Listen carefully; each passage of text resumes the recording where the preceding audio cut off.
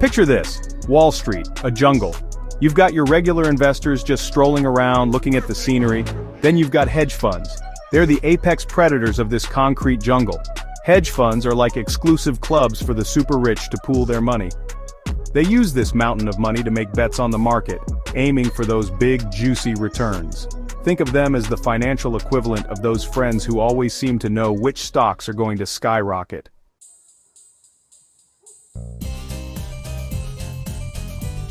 Hedge fund sounds like something you'd use to protect your prize-winning roses from hungry deer. In reality, it's a bit more complicated than a garden fence. Basically, hedge funds are investment funds that use advanced strategies to generate high returns. They're more exclusive, with higher minimum investments and often shrouded in an aura of secrecy. They use a variety of tactics like buying and selling stocks, bonds, currencies, and even commodities. What sets them apart is their willingness to take on more risk and their liberal use of debt, also known as leverage.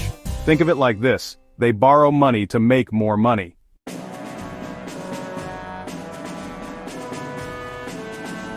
The first hedge fund was launched back in 1949 by a man named Alfred Winslow Jones. He was a sociologist, not a financier, which probably explains why he named his creation A.W. Jones.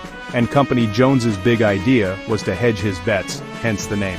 He'd buy stocks he thought would go up and simultaneously sell short stocks he predicted would tank. It was a revolutionary strategy at the time and laid the groundwork for the hedge fund industry we see today. Fast forward to today, and the hedge fund landscape has evolved into something even Jones might not recognize. They've gone from simple hedging strategies to using complex algorithms, employing armies of mathematicians and physicists to crunch numbers and identify investment opportunities. These quantitative funds, or quants as they're known, rely on data and technology to make lightning-fast trades. It's a far cry from Jones's early days, but one thing remains constant: the pursuit of profit.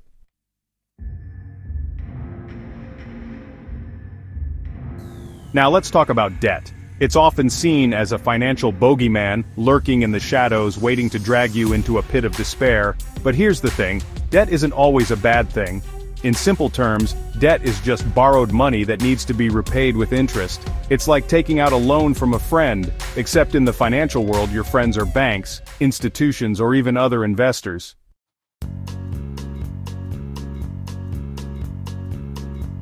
Think of it this way: there's good debt and bad debt.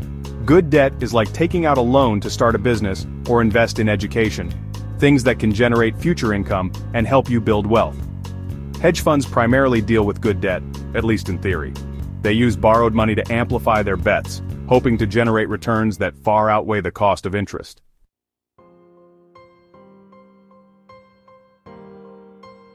This brings us to the concept of leverage, which is just a fancy way of saying using debt to make more money.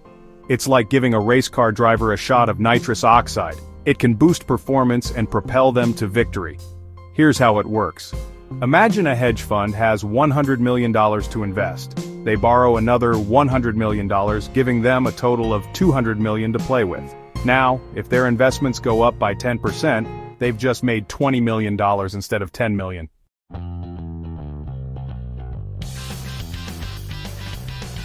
But here's the catch: leverage magnifies both gains and losses. If those same investments had gone down by 10%, they would have lost $20 million instead of $10 million. This is where things can get hairy for hedge funds, especially when they use a lot of leverage. Think of it like this: remember the 2008 financial crisis? It was also a story of excessive leverage gone wrong. When the housing market collapsed, those highly leveraged bets on subprime mortgages turned toxic, causing a ripple effect that brought the entire financial system to its knees.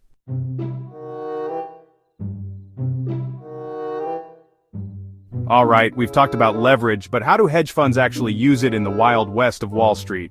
Imagine this: a hedge fund manager, in a sleek suit, staring intently at a wall of monitors.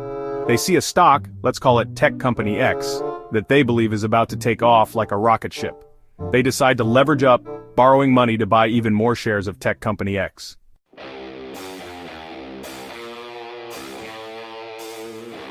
Now imagine that same hedge fund manager sees another stock, let's call it Retail Giant Y, that they believe is headed for a downfall. This is where short selling comes in, a strategy that's often misunderstood and demonized. In essence, short selling is betting against a company's success, hoping its stock price goes down. The hedge fund borrows shares of retail giant Y from someone who actually owns them. Then, they sell those borrowed shares at the current market price, and if the stock goes down, they buy back the shares at the lower price, return them to the original owner, and pocket the difference.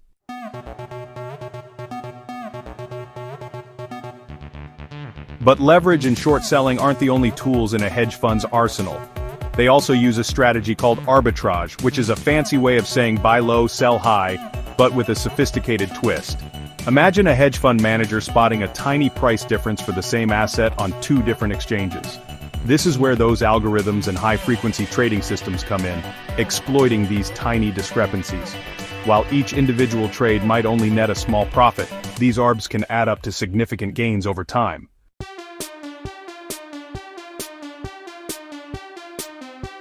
Now let's talk about derivatives, those complex financial instruments that even some Wall Street veterans have trouble fully grasping. Think of them as the financial equivalent of a Swiss Army knife. They can be used for a variety of purposes, both harmless and potentially dangerous. In the simplest terms, derivatives are contracts that derive their value from an underlying asset like a stock, bond, or even something like the weather. Hedge funds use derivatives for hedging, speculation, and even to amplify their leverage. While derivatives can be useful tools, they also come with significant risks, as the 2008 financial crisis demonstrated all too well.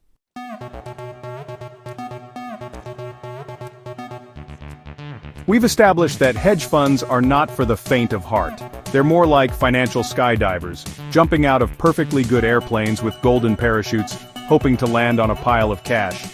But as with any high-risk activity, there's always the chance of a bumpy landing. These funds aim for those alpha returns, meaning they're not just trying to keep pace with the market, they're trying to outperform it. But with great reward comes great risk, or as they say, in the hedge fund world, you can't make an omelet without cracking a few eggs.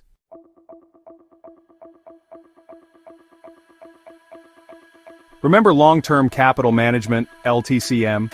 They were a big deal back in the 90s, a hedge fund run by Nobel Prize-winning economists who thought they had the market figured out.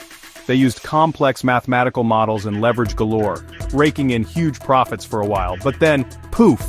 In 1998, the Russian financial crisis hit, throwing their models out of whack and causing LTCM to lose billions, almost taking down the entire financial system with it. It was a stark reminder that even the smartest guys in the room can get it wrong, and when they do with leverage, the consequences can be catastrophic. And then there's Archegos Capital Management, a family office-turned hedge fund that imploded in 2021. When those stocks took a tumble, it triggered a chain reaction of margin calls and forced selling, costing banks billions and sending shockwaves through the market.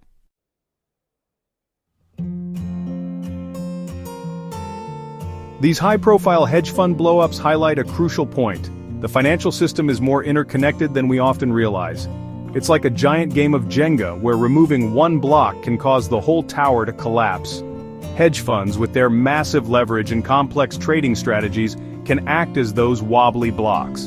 When they make big bets that go wrong, it can create a ripple effect throughout the market, impacting everything from pension funds to your 401k. This interconnectedness is what makes systemic risk so dangerous.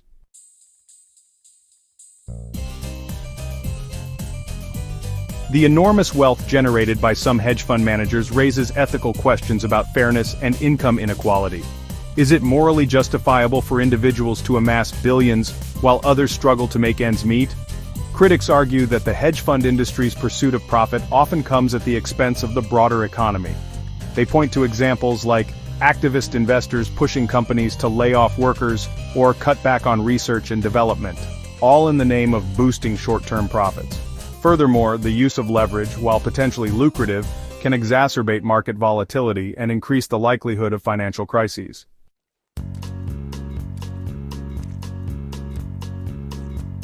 We often hear about the trickle-down effect, the idea that when the wealthy get wealthier, their prosperity trickles down to benefit everyone else. It's a comforting thought, like believing that if you throw enough money in the air, some of it might land in your pocket. But does it hold water in the world of hedge funds and their gravity-defying returns? Let's be real, folks. The connection between hedge fund profits and the well-being of the average person is about as strong as the signal on your phone in a rural area.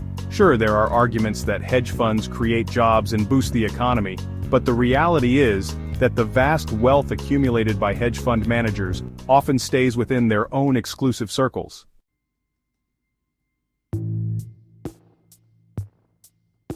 Section 2. Pension Fund Peril. How hedge fund bets can impact retirement savings. Remember those pension funds we talked about earlier, the ones that hold the keys to your retirement dreams? Well, they've become increasingly intertwined with the hedge fund world. It's like finding out your grandma has a secret gambling habit, and she's Many pension funds, desperate for higher returns in a low-interest rate environment, have turned to hedge funds as a way to boost their investment performance. It's a gamble, folks, plain and simple. And while it might pay off handsomely, there's also the risk that these high-risk bets could blow up in their leaving retirees with less money than they were counting on. Imagine this. You've worked hard your entire life, diligently contributing to your pension fund, only to find out that your retirement nest egg has been used to fuel some hedge fund manager's high-stakes poker game. It's enough to make you want to pull your hair out, or at least consider investing in a good pair of running shoes so you can chase down those hedge fund managers and demand your money back.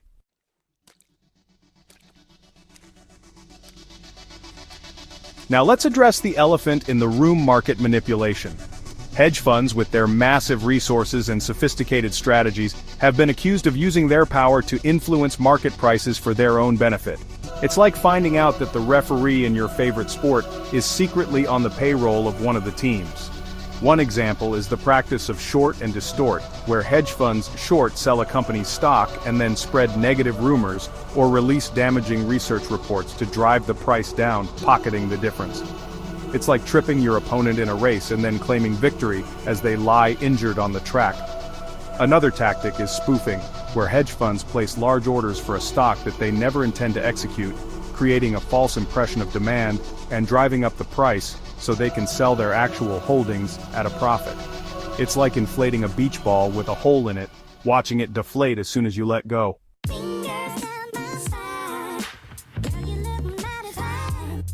Section 4. The case for regulation: leveling the playing field or stifling innovation.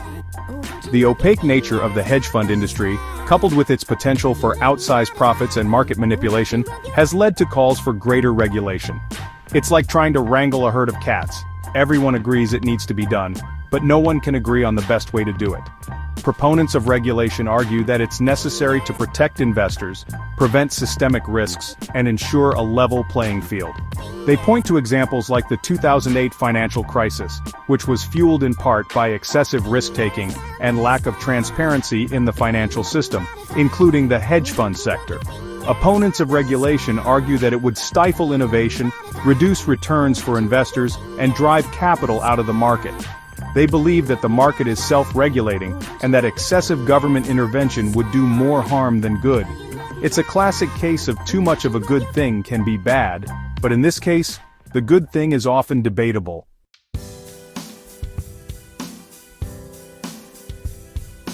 Section 1. The ethical tightrope: finding balance in the hedge fund jungle. So, where does this leave us? We've journeyed through the wild world of hedge funds, from their humble beginnings to their current status as financial powerhouses.